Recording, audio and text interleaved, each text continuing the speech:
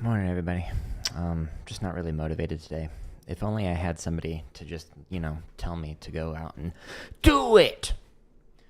Just do it! Don't let your dreams be dreams. Yesterday, you said tomorrow, so just do it!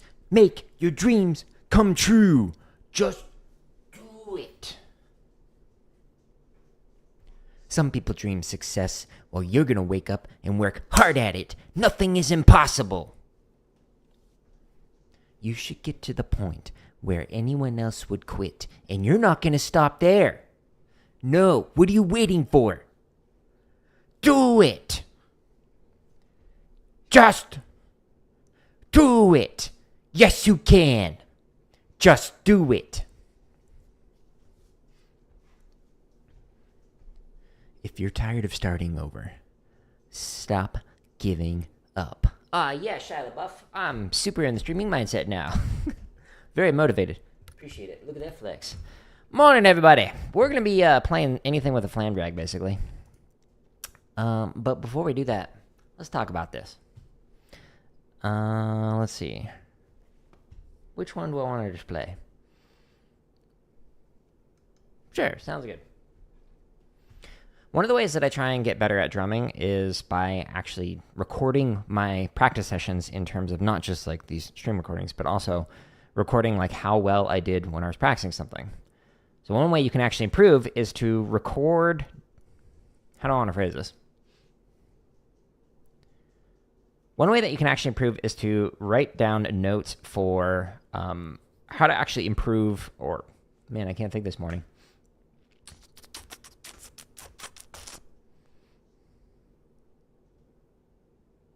I can play Flammus later. Give me a minute. If you use a spreadsheet like Google Sheets or Excel or whatever, you can actually keep track of how you're performing over time. So, for example, this is my progress journal for practicing limb independence on drum kit. The ones that are in yellow are ones that are consistently not good yet. So what I actually do is I keep track of whatever my starting BPM is, and then the quality of playing when I'm doing this. So in this case, the last time I played through this particular limb independence pattern, I played through it and it needed a lot of work. Some other categories are like it was just meh, or it was technically proficient, so I was like able to actually play through it and it sounded fine. And then musical, where it's like you're playing all the notes correctly and it sounds great while doing it, so not just playing the ink on the page. But then I also keep track of how did I feel while doing this. Was it out of control? Was I bored? Was I making progress? Was it fun? Or was it pushing my limits? And then you can also keep track of like your ending BPM. So this is a great way that you can work on like your rudiments or a particular exercise like Flammus or Cheesy Poofs or whatever. Just keep track of whatever it is that you're working on. And then over time you can see, okay, I've increased my BPM or I've increased the quality of playing over an extended period of time. Because it's sometimes easy to get lost in the... playing, so you actually don't really recognize, oh, I've actually made progress over the last several months, years, etc. We got 2 people requesting Flammus. Sure. Let's do that.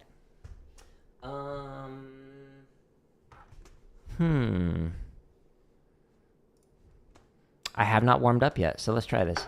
I'm going to pull up a YouTube, and we'll just pull up a video and play along to it. I don't know what version this is. 14 years ago. Alrighty.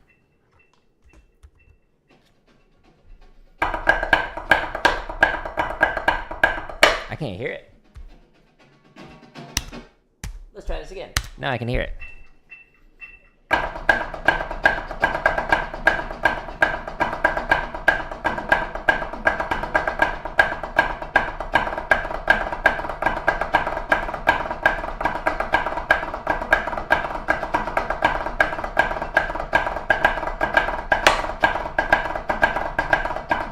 Oops.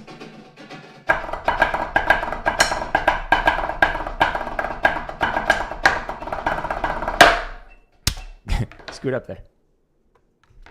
There you go. And whoops. It was this that I was playing along to.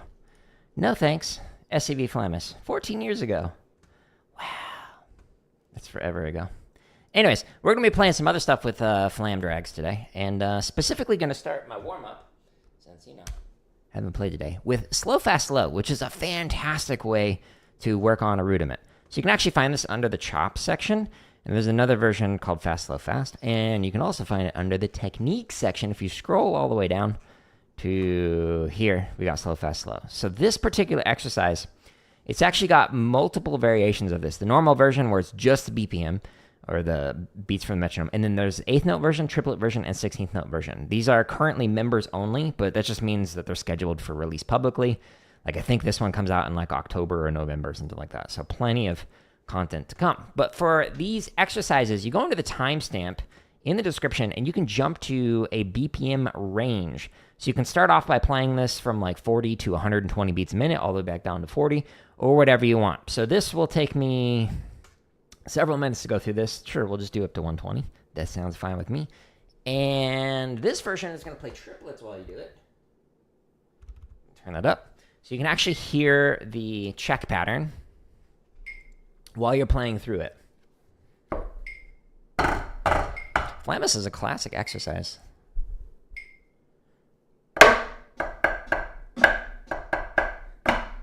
Haven't played that in a while.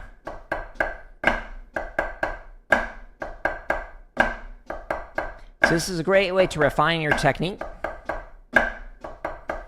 by playing a rudiment that slowly gets faster. I'm just going to use this to warm up, basically. So every 4 counts, it goes up by 1 BPM until it gets to whatever your maximum tempo is. I selected 120, but you can go all the way up to 240 or as slow as like 80 or I think even 60. And it'll hold it for 4 measures, and then it'll go back down to 40. Fast, slow, fast is the opposite of this. So it starts off at a fast BPM, goes down to 40, and then goes back up to the starting BPM. Again, 1 click at a time.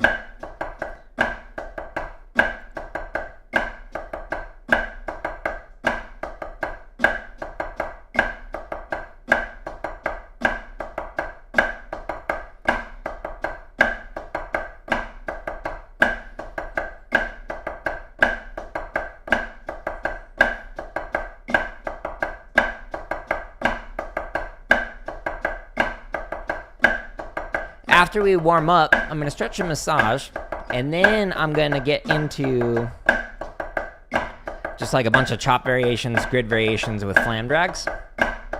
Just having fun this morning, getting the hands going.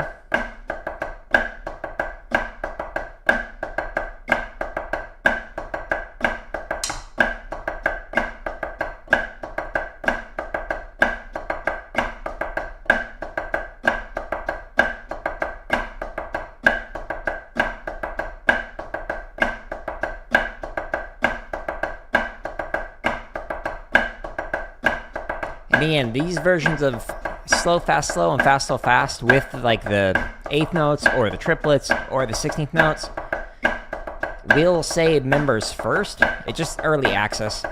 Releasing a new play along or drumming tip every single day on my YouTube. Like this morning was a grid variation, I think. It was currently like 140 some odd scheduled all the way into October and November.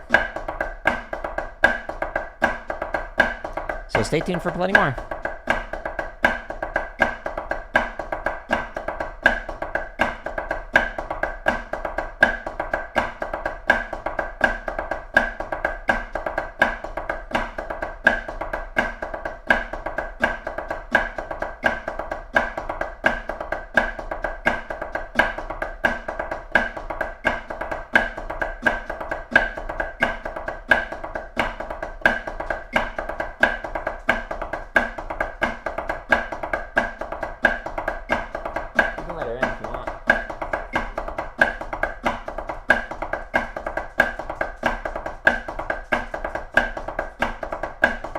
Her feet lined up for a moment.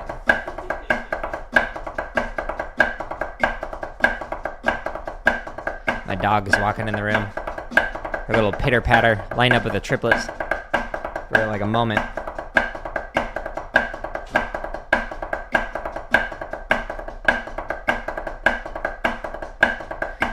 Hello, King. Good morning on YouTube.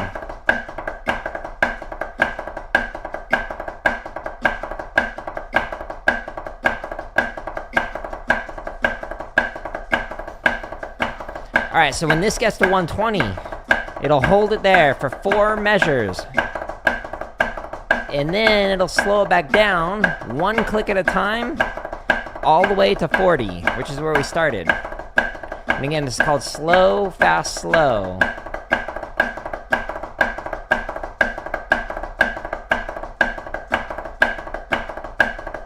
Now we go slower.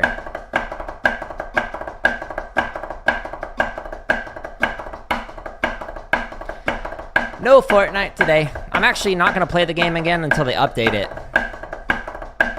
Not a fan of the current season. Until they improve the meta a bit. And fix the bugs. Like, I keep getting a reloading bug where it won't reload, or it'll reload when it's at full ammo, and I'm in the middle of a fight and it just automatically reloads for me. And just like a bunch of other random stuff. But when they fix that, in the next patch, which they said they would, then I'll give it a try again. So maybe next week? But there's a new Fortnite highlight reel that's coming out tomorrow. In the morning. But today I'll be doing a teardown.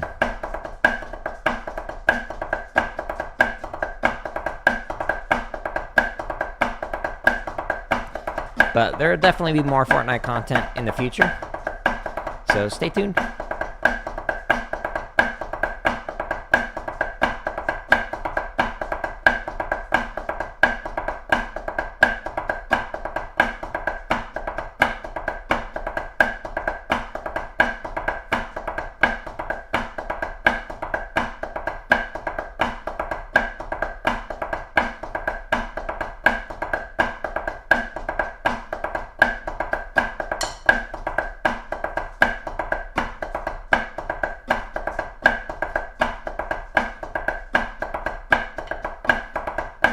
Thumb came off a stick. Whoopsies.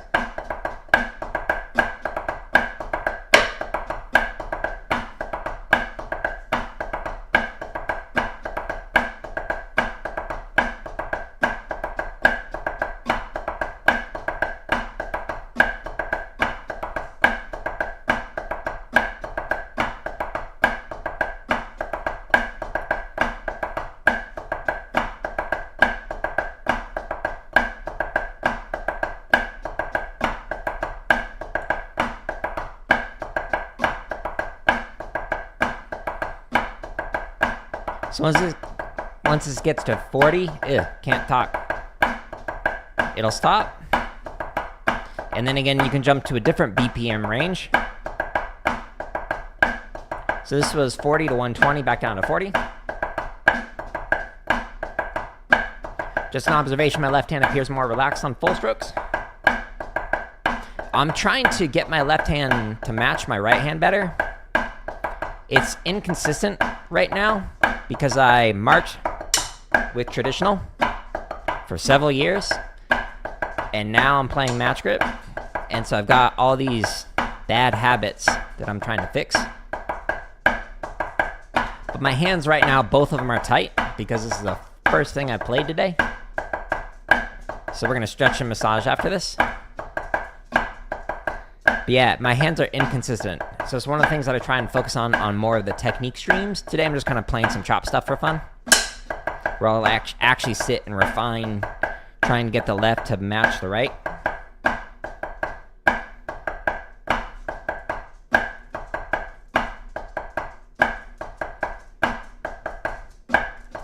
But yeah, especially if I show you the top down,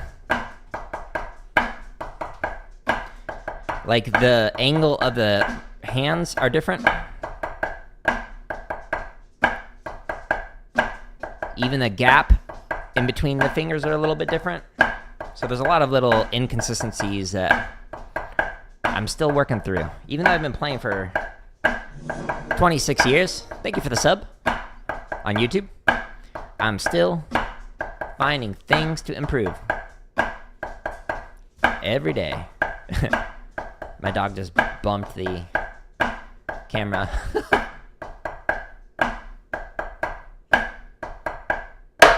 Okay, let's stretch a massage. It's good to get the blood flowing first in your hands. So take your ear sticks, hold them like this, pull them in, and then push them through. Ooh-wee. Thought you only suffered with consistency? Nah. Everyone I know does. Like, even with, like, traditional grip, which was, like, the thing that I marched with and was my primary way of playing for a very long time. Like, I did 5 years of drum corps, 4 years in high school, 2 years of college. Like, I did snare quite a bit. Not all of those were, some of it was in pit, but anyways. I still, with my left hand, was, like, had consistency issues. That's the biggest thing, like, for the getting from intermediate to advanced, is that consistency. How consistently can you play? If you do traditional, I highly recommend rotating and holding at one end of the extreme and then go to the other end of the extreme and rotate the other way, like this. But I don't do that anymore. But yeah, when I march snare, consistency was an issue between right and left hand. Even just like consistency within the, like between each one of my left hand taps and my right hand taps. And now with my right hand, my left hand is just like, it feels like, I don't know. It's finally getting to a point where it feels more comfortable, but you'll notice there's all these little subtle details that I'm still continuing to refine to get it more consistent with it. Because right now, it's not where I want it to be. But that's why I like to practice. Now we're going to stretch the tendon. So you could pull it back like this. You could do it on your pad like this. But if you do it on the wall, the lower you go, the deeper the stretch for the underside of your forearm. So I'm going to do this one. Just don't put all your weight into it. You don't want to like tear stuff. That'd be bad.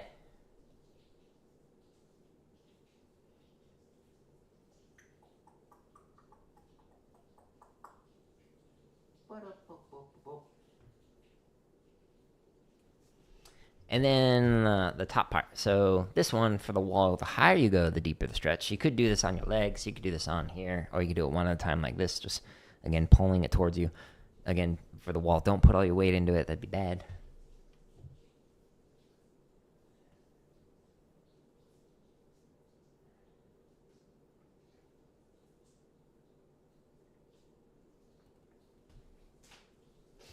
Cool. Now we're going to stretch the fingers. But yeah, consistency, everyone that I know is still working on it. Like, I was very consistent with the stuff that I was performing, like, in drumline, because that's what you did all day, every day. But there was still, like, it's kind of like when you just zoom in on something, you could zoom in on this, and you could start to see, like, all the little, like, bumps and details of the stick tape. And you can zoom in even further, and you can get to the atom, and you can zoom in even further than that. Like, there's so many, like, granularities that you can get with practicing that, like, there's always more things to work on. There's always that little, like, 1% edge that you can continue to practice. And for me, that's the process that I really enjoy. I prefer practicing more than performing, even though, like, I'm kind of doing both simultaneously with these streams where I'm performing my practicing. Like, I'm live with my practice sessions, because after been playing as long as I have, like, I don't care if people see all the mistakes that I make.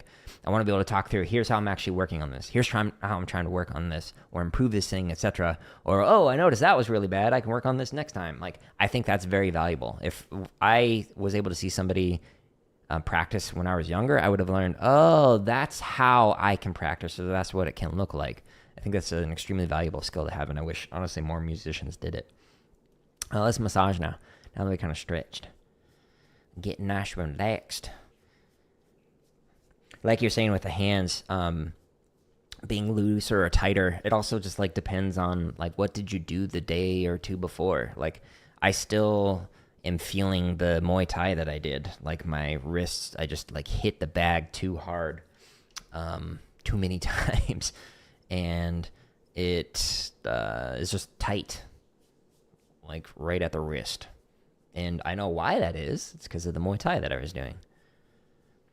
It could be from, like, lifting weights. It could be, like, your shoulders are tight, which leads to, like, your upper arms being tight, which leads to your forearms being tight, which is, like, eventually gets down into your hands and your fingers. It all kind of creeps its way down. So, like, If you can massage to relax things, start with your shoulders, get nice and loose. Like before I do these streams, I do like a little workout, and we'll try and relax the shoulders, do kind of shoulder rolls, lots of stretches. So I start with like the upper body and the neck and whatnot, trying to really relax things. And then when I come in here, I've already done all that, so I don't have to demonstrate it. So I'll focus mainly on the forearms, the hands, the wrists, etc. So let's massage now. We're going to do the thumb and then the fingers massage on the backside. Every day will be different, though. Sometimes your fingers will be tight. Sometimes your wrists will be tight. Sometimes they'll just be like, wow, I'm 38. Everything's tight. I need to stretch more.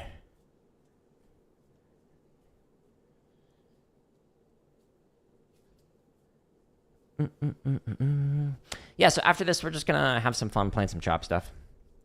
Tomorrow, we'll work more on the limb independent stuff, working on those things that, not good at yet. That is kind of the goal of practicing, but today is just a fun little break day. Sometimes it's good to just take a break from like the grind of practicing and like refining things and just like spend an hour or two just having fun, just making music. Because otherwise, if all you do is just grind, then you can burn yourself out from it. I've seen way too many people burn themselves out through schools of music because you're just focusing on pieces of music that you don't necessarily enjoy, and you always expected to perform better every single time that you are in a lesson, and you're constantly comparing yourself to people who might be significantly better than you. Like if you're an undergrad, well, guess what? You might have some master's and doctoral students, and then some professors who are all going to be like significantly better. And you forget of the fact that maybe they've been playing for a decade or two longer than you, but none of that really matters when you go up and perform in front of people, because you're just thinking about all of your inconsistencies and how much better it may have sounded if somebody else were to play the piece that you're playing. And so that kind of like makes you just want to keep practicing more and more and more and more. And if all you do is focus on that stuff that you are doing for other people, like for a recital, for a professor, like if they want you to learn a piece, like you will get burned out. Most of the people that I know who went to a school of music have in some way left music as a career, as a profession, or dropped out of schools of music. So like I had a professor my freshman year in a theory class. He's like, look around and you're going to see like a quarter of the people who are here will be left by the time you were a senior. And he was actually right, but it actually happened by sophomore year. So most of people by the next year were gone. The majority of people that I knew in the school of music were gone because it's just like it can be that difficult. There's some studies that show that like people who are in schools of music have higher rates of depression and like just anxiety and whatnot because of the amount of pressure that you're constantly on. And it's like one of those things where like I can describe it, but until you're there, like you just can't really feel that level of tension that can be involved with that constant drive for needing to practice all day long, every single day, and what that kind of pressure can do to you and to other people. So like I made it through my undergrad, my master's, my PhD. I made it as far as you could possibly go, but there was some cost involved with that.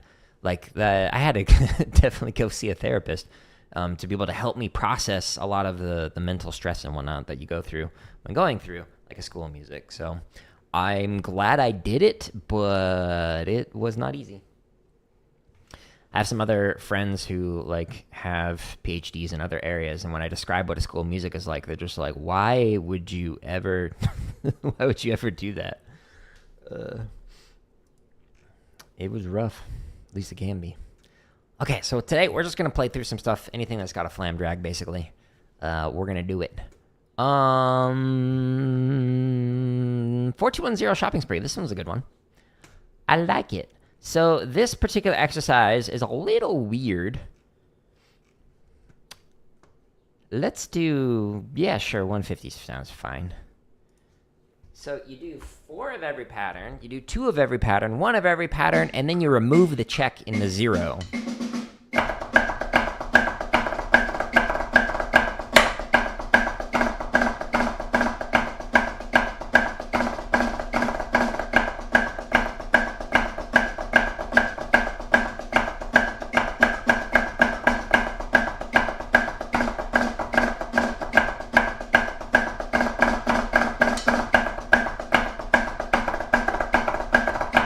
Here's a 2.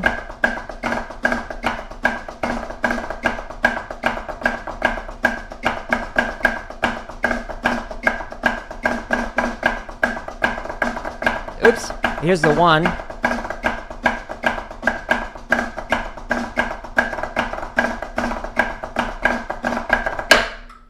And then the 0 gets rid of the check and plays 1 of every single one of these. So we got drag, cheese, 5, cha-cha-cha, and then an invert. Cheese, cha-cha-cha, cheese, invert, and a cheese. That pattern you also do with a check in between, 1 of each, and then 2 of each, and then the very beginning is 4 of each. Yeah, I agree with you that we are definitely our own critics, but there's a certain level of added external pressure in schools of music that is not necessary. You can have high standards, but it doesn't mean you have to like dehumanize people, which I saw over and over and over again in drumline, schools of music. Like, it was just, I don't even want to repeat some of the stuff that like I've heard some caption heads say. I used to think it was like, oh, well, we're being hardcore, and it's like, no, that instructor's being abusive. Straight facts. So I agree with you that we can be our own harshest critics. I definitely am. Anything that anyone says about my own playing, I guarantee you I can find 100 things more to work on than you ever could with my own playing.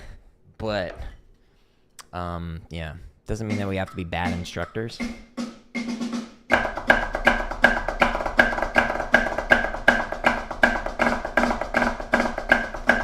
My 2 cents.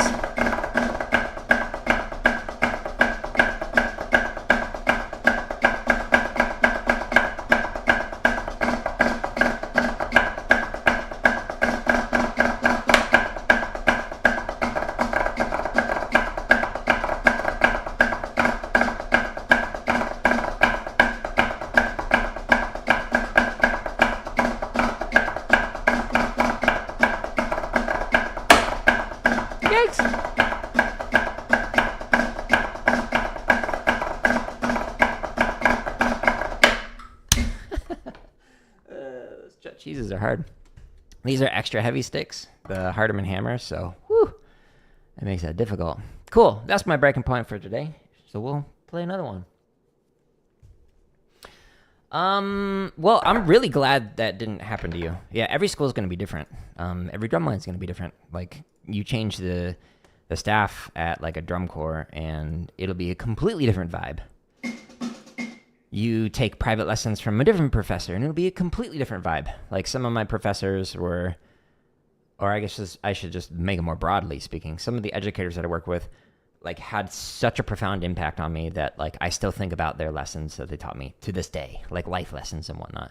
And then there's others where I'm like, everything you taught me about teaching was a reaction of me going, I'm not going to do that.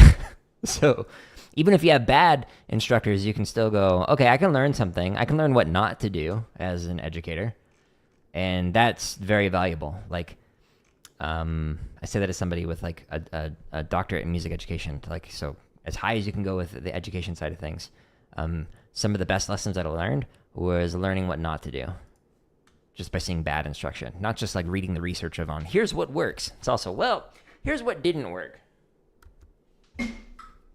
Blue Devil's 99 shopping spree.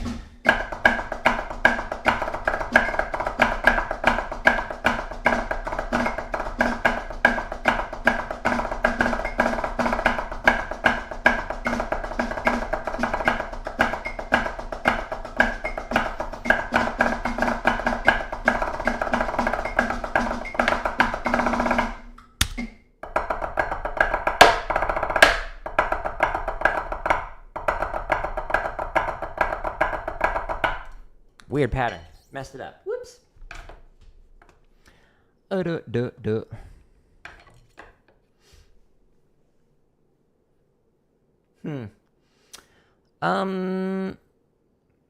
Yeah, I agree with you that different schools can be more or less competitive, but I don't know. It's also just a level of education of whoever is the person teaching it.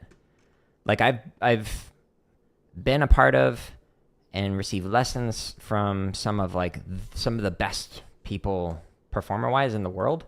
but like some of the best performers in the world are just terrible educators. Like they have no idea how to teach, but they can play.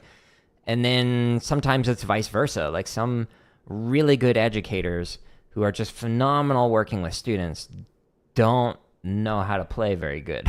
So like you got to kind of find a middle ground where you know what you're talking about and you can actually teach it. But some people lean more towards one direction than the other. I myself like have had injuries. Like I got into a car accident in 2005 where I hit my knee on the dashboard, and like that made it so that it ended my marching career for drum corps. So I couldn't march years 6 or 7 in drum corps because my knee was like really messed up from hitting it on the dashboard. Some dude ran into a red light. I ran into him, and that was an interesting experience. But then I also had another thing where I got like bursitis of the elbow. So like I couldn't extend my arm. Like you couldn't even see the elbow bone because it was like so swollen because I was drumming too much and working out too much. And it just like, it was an overuse injury and whatnot.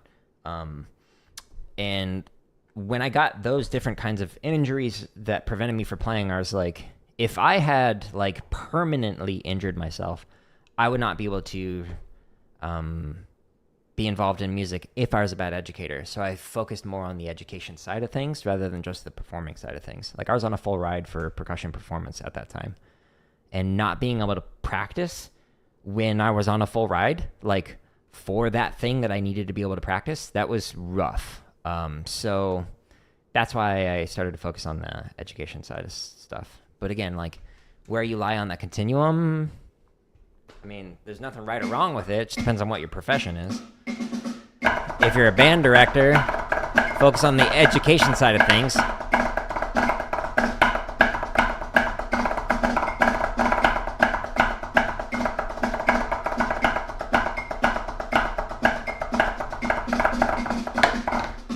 We're going to try that again. Let's back that up. Good morning, Tyrone. How's Instagram teaching you? It has been a while. I hope you've been good. Let's try this again.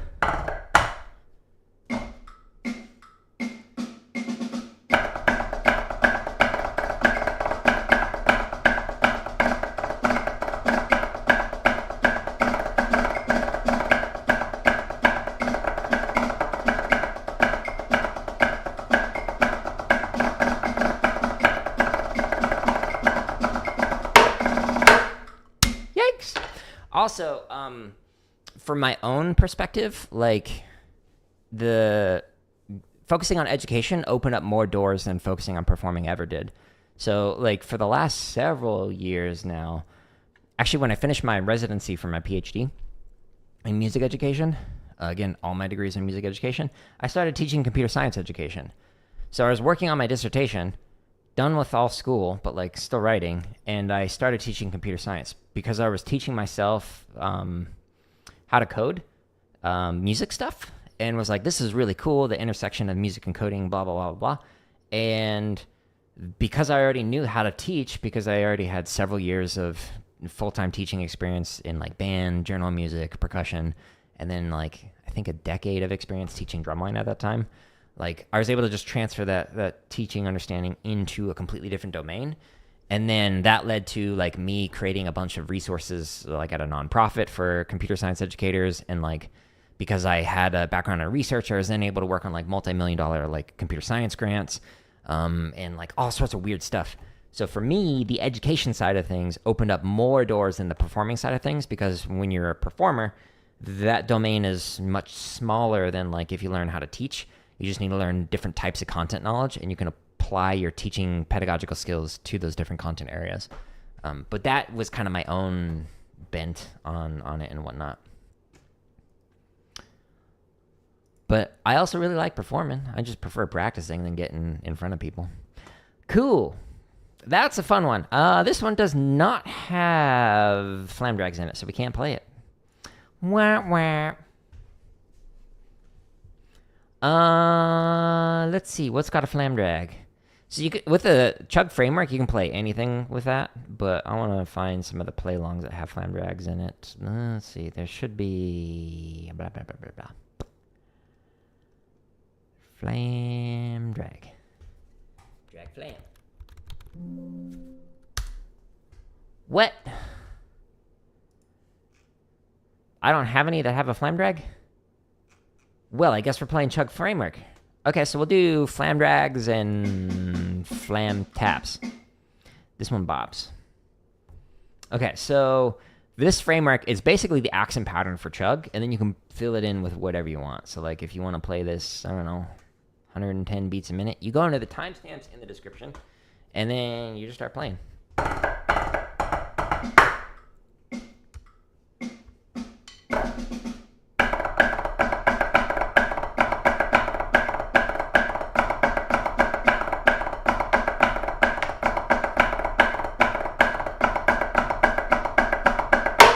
So you can play whatever you want.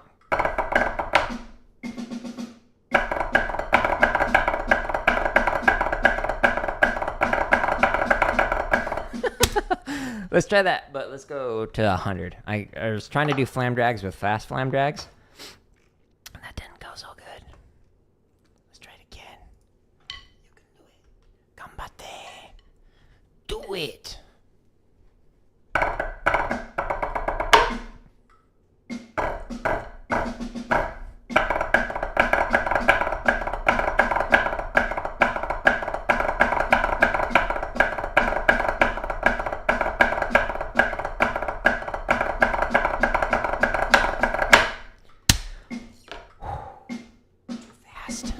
Too furious. Let's go slower. Let's do it at 90. You can do it. On today's ASMR practice stream.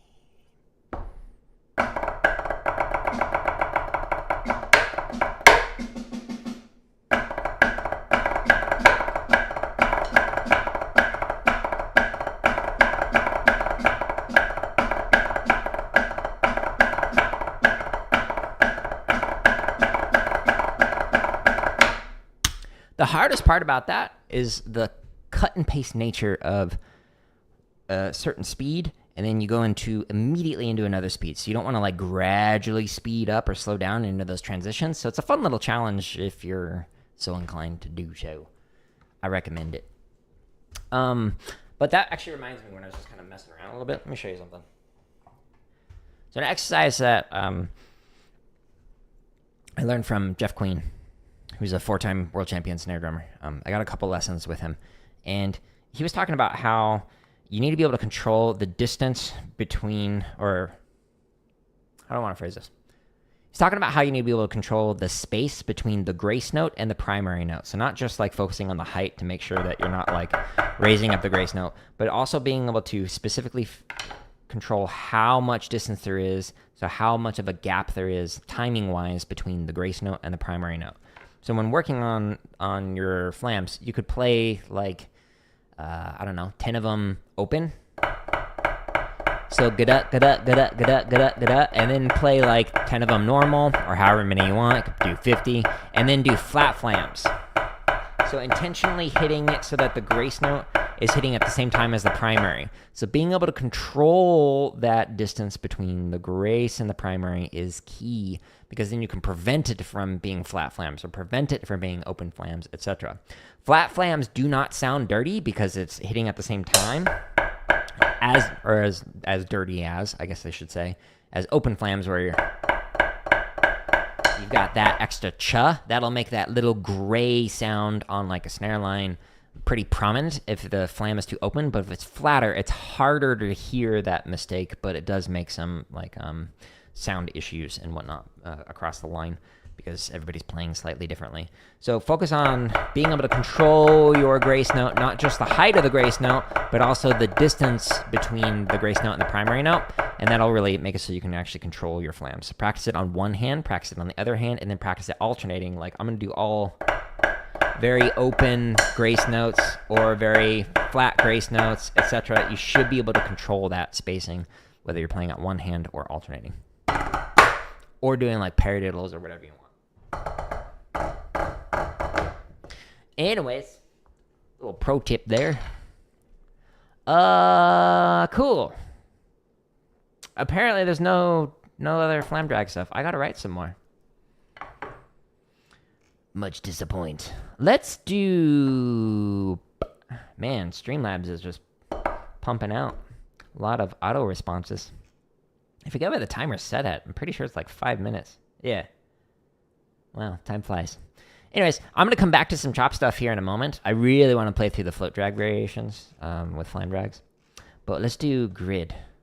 Grid is such a good way to work on a rudiment. So I'll just do... There's many fun variations, like you could do rudiment before an accent, rudiment after an accent. You could do rudiment on accent. Like, those are cool, but let's just do the classic. Flam drag on van. So this permutates the accent. So it makes it so that if you have a triplet, there's also the 16th note version, but you start with accent on 1, 4 of them on the second partial, and then 4 of them on the third partial. And then you just keep permutating that. So you do 2 of them, 2 and 2, and then 1, 1, 1, etc. And if you have 16th notes, it's the same thing. So 4, 4, 4, 4, and then 2, 2, 2, 2, 1, 1, 1, 1. So then there's also the backwards version where you go 1, 2, 4 instead of 4, 2, 1. And that version is also on here. Whoops, you can't see that. Right there. It's this version. But let's do 120. Yeah. Here we go.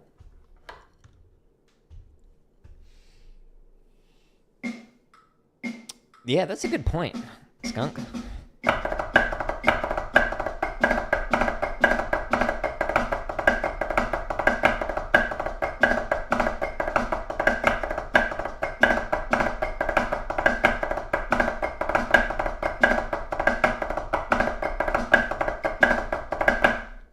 So I totally agree with you.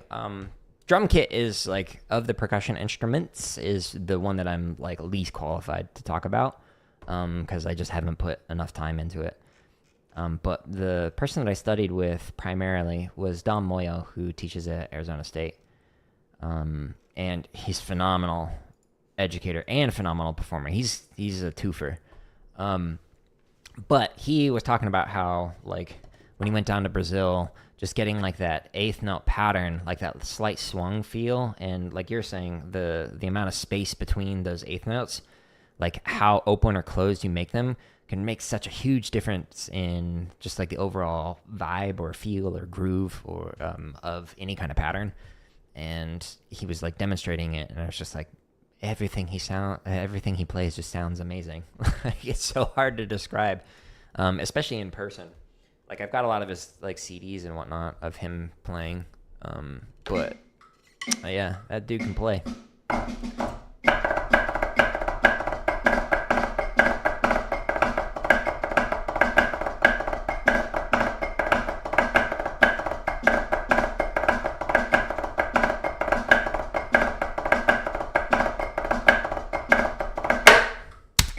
One of the stories that I often repeat from my lessons with Dom is he's, again, like, he started teaching college when he graduated from high school. Like, he was that good of a drum kit player.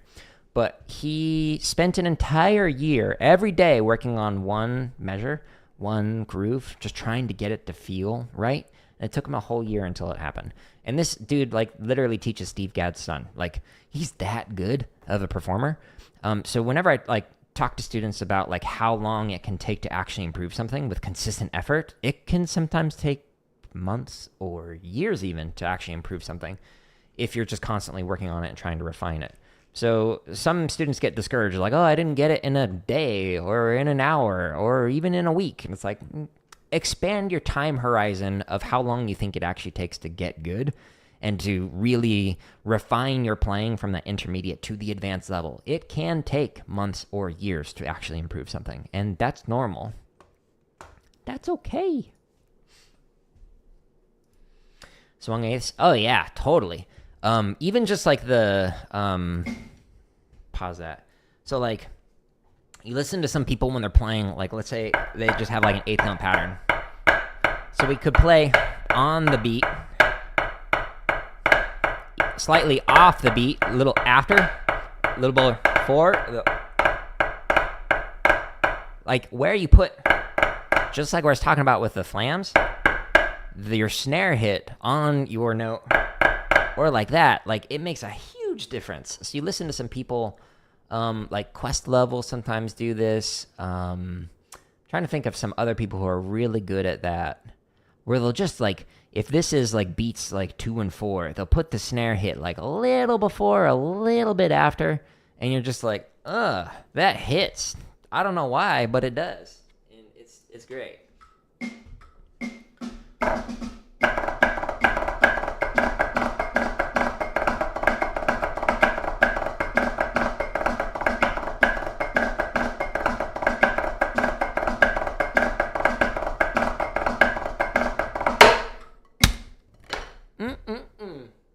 Let's go faster. I think I could probably play this at 170. Maybe. Stay tuned. We'll find out. Boop. I like grid variations. They're such a good way to work on any rudiment. That's why there's like 800 on my website.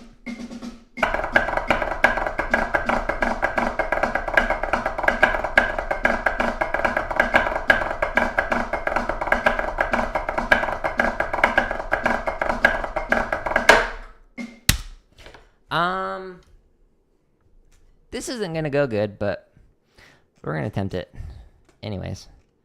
180.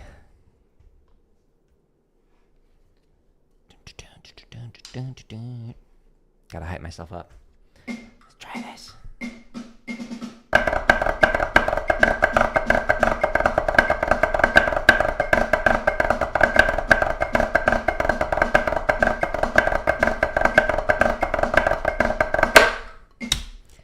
It went better than I thought it would. I mean, it didn't sound good, but it was fun to try. My hands didn't explode, so didn't need to use the fire extinguisher, which is right off camera, because, you know, you never know what's going to happen. Float drags. Yeah, let's do this one. So this one, you can really play this one fast. So there's a few variations in here. This is a little playlist, but the first one is with Flam drags, and that's what we're playing today. Let's do 160. So it starts off with a check pattern for 2 lines, and then you add in the Flam drags, or the cheese cha-chas, or whatever.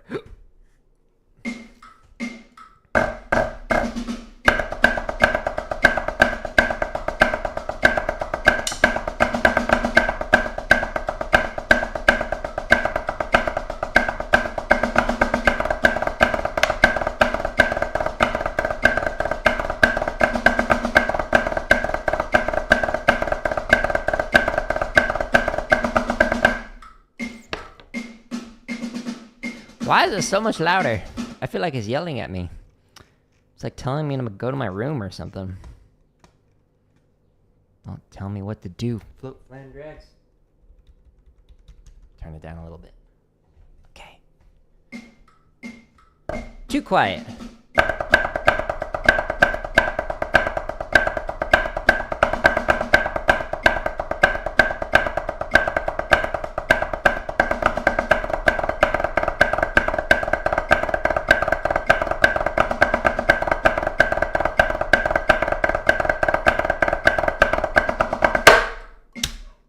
So when practicing with any of these thousands of free play-alongs or with your metronome, one of the things that you can do is like set the volume so that it's slightly lower than your actual playing.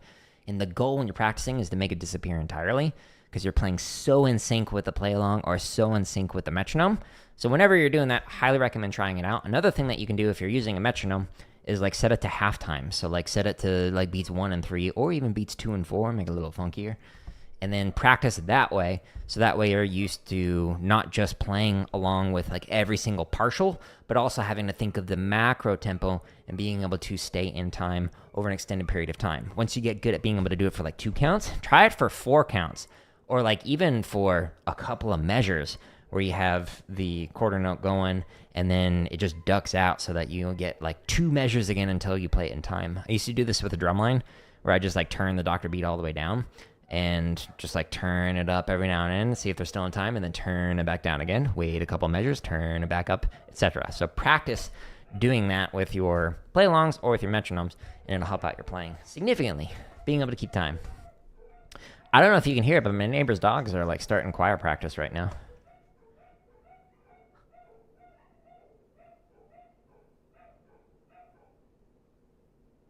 Practice is over.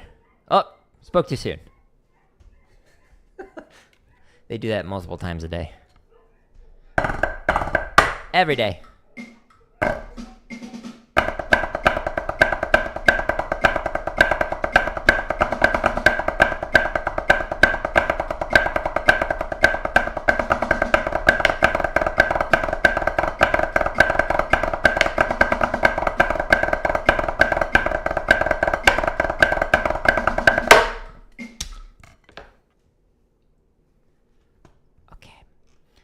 I'm going to keep the heavy sticks, and we're going to try it. Too fast. Too furious. Turn it up a little bit.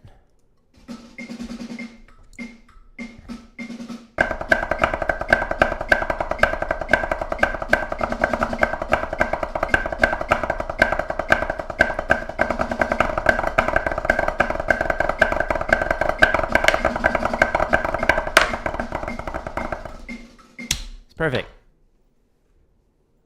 Nope, not a mistake. That's just the tag. It's the alternative ending.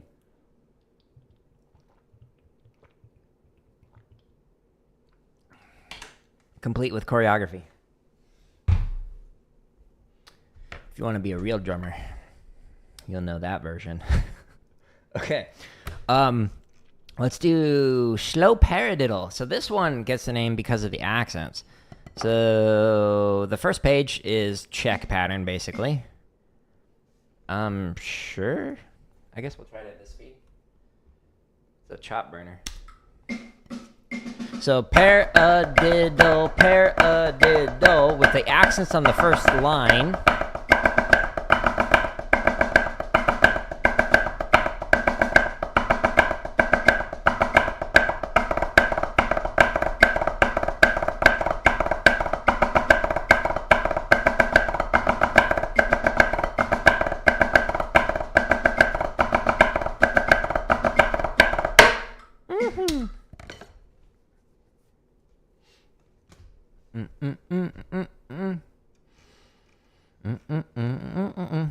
So I've been thinking about something you mentioned, Skunk, in your chat earlier, like talking about like the quality of schools.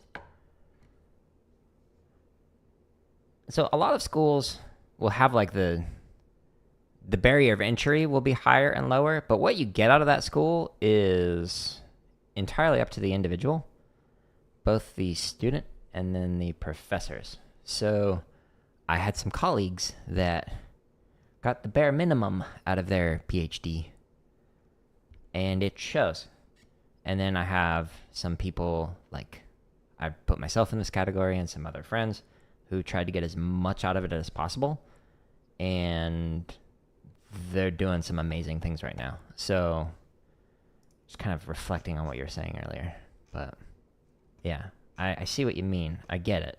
I understand. But also, there's more nuances than what other people talk about. Not saying this is what you're labeling it as, but other people are like, oh, this school sucks. Maybe.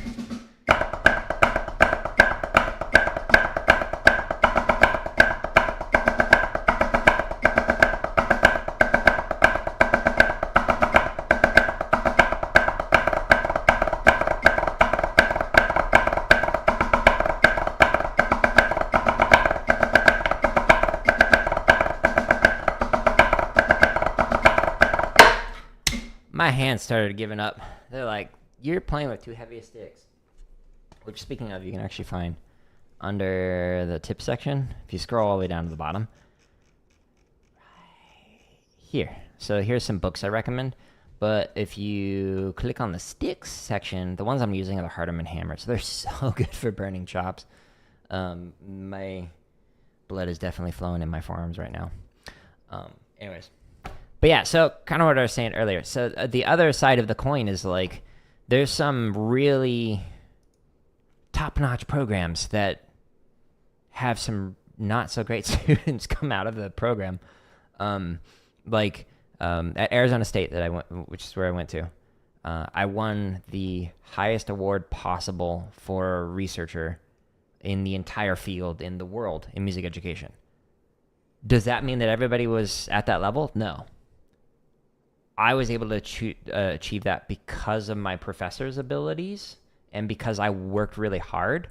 But then there are several other people I can point to who came out of the program who didn't get as much out of it as I did.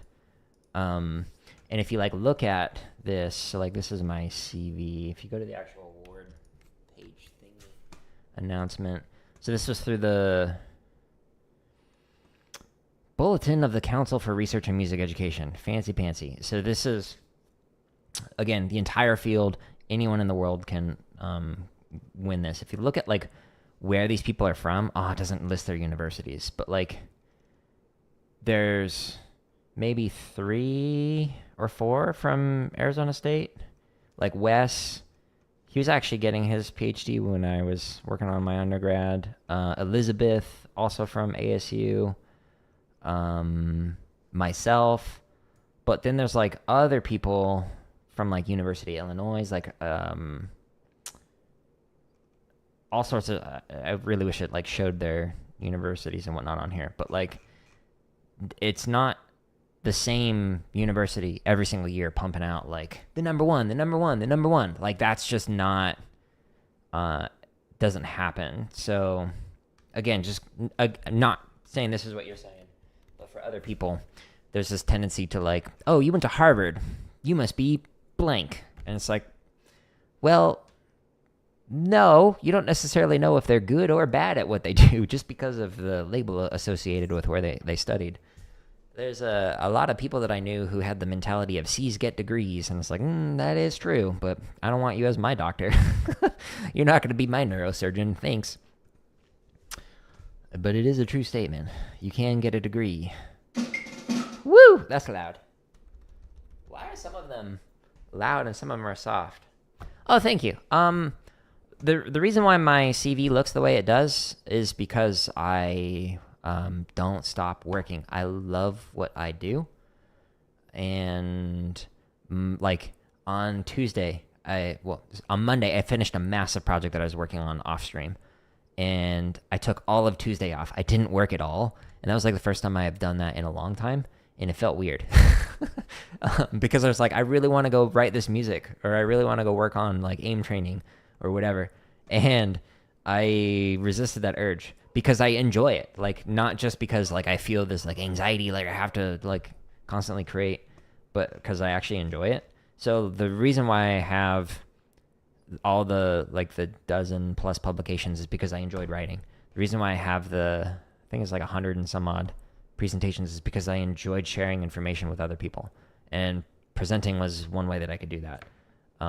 So like I have the long list of things because I enjoyed doing those things. And I also, don't have kids, and I have a wife who's also like a type A personality who enjoys what she does and works really hard at what she does and is really good at it. So like I have a lot of supports put in place so I can focus my energies on doing what I do. So like, I don't know, probably 80-90% of my day is just creating content, like off stream and whatnot. And I enjoy that. So I'm able to create more content than other people who don't enjoy what they do. And like who have kids, etc. Like that, not blaming kids for anything, but like it's a lot of time to do that. And so I was able to learn how to program on the weekends and weeknights because I didn't have to worry about taking care of children, etc.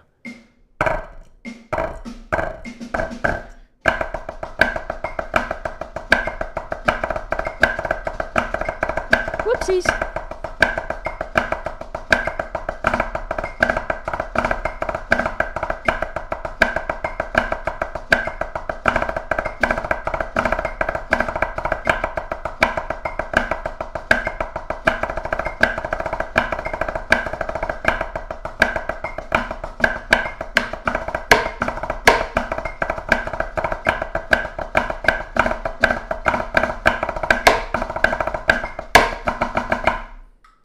I love that shopping spree. It's a Velvet Nights 5-4 shopping spree. 10 out of 10 would shopping spree again. Let's do it at 110. I appreciate that. Teaching was so much fun. I enjoyed it. I taught every grade, kindergarten through doctoral student, and they're all fun in different ways. Like, doc students We gotta get into the nerdy research side of things. Like, how do you do this thing in research? How do you check validity, reliability, etc.? But then, like, kindergartners, you just get to be goofy. So, like, working with that range was a lot of fun.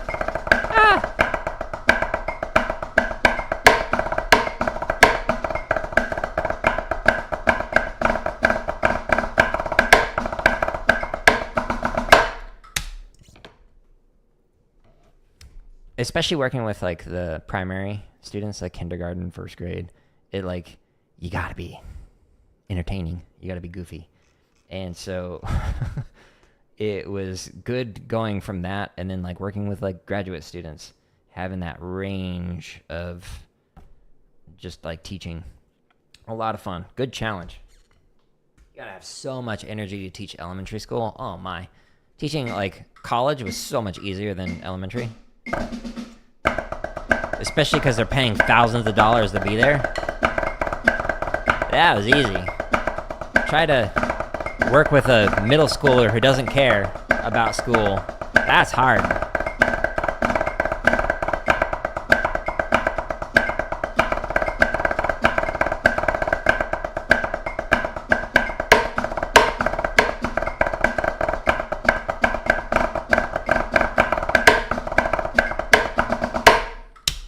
Like, I've had to fail some students in college, so they had to retake a course, and that's a hard conversation to have. That takes a course of many months of, like, hey, this is where it's going if you continue down this path. Hey, you're still not turning in stuff. Hey, if you don't turn it in by this date, I can't grade it. Like, you will fail. You'll have to do it again, and you failed.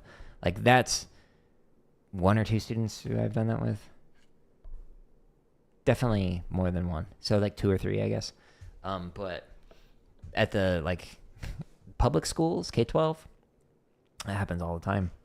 Kids are just like, why do I need to learn this? Good question. Ask it more of every one of your teachers. I'll explain it. Some teachers won't. But some of them just didn't care. Quite a few of them didn't.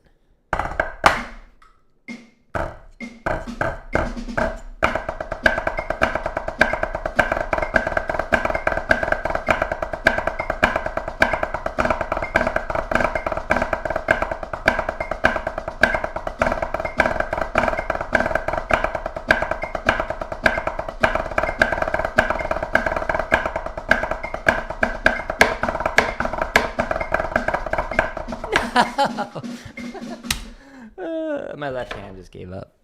It was going strong, swimmingly. It was fun.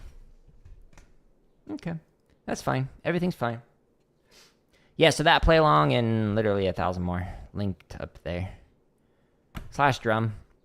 My website. Here's all the chop stuff. There's currently 45 of them. There's a bunch of limb independence permutations, exercises, like timing exercises. There's 55 charts, I think. There's like 800 and some odd grid variations, 346 for triplet, 477 for 16th note, and there's currently 89 technique exercises, and then 140 marching bass exercises, and then a new drumming tip coming out every other day. These are like several minutes long, and it's just a compilation of like tips that I've shared throughout the stream. So like this morning, there are a couple of tips that I'm going to turn into like a short little excerpt that I'll put into a future drumming tips video. But there's currently 50 somewhat of them scheduled. So stay tuned for plenty more. All the contents. But I'm going to tear this down and get ready for some teardown. Which was an interesting game. It's a unique kind of voxel puzzle heist kind of game. It's fun, but I got a hard cut with it today before I go to a meeting at 11. So I'm going to end this stream and get ready for that. I appreciate everybody stopping by, and thanks for asking me to play Flammus. I haven't played that in a while. That was fun at the Cyrus stream. And Pig Skunk, I appreciate you stopping in again on Twitch, but we'll be back drumming again tomorrow. We should be doing some drum kit, limb independent stuff, and yeah, stay tuned for more. But goodbye, everybody.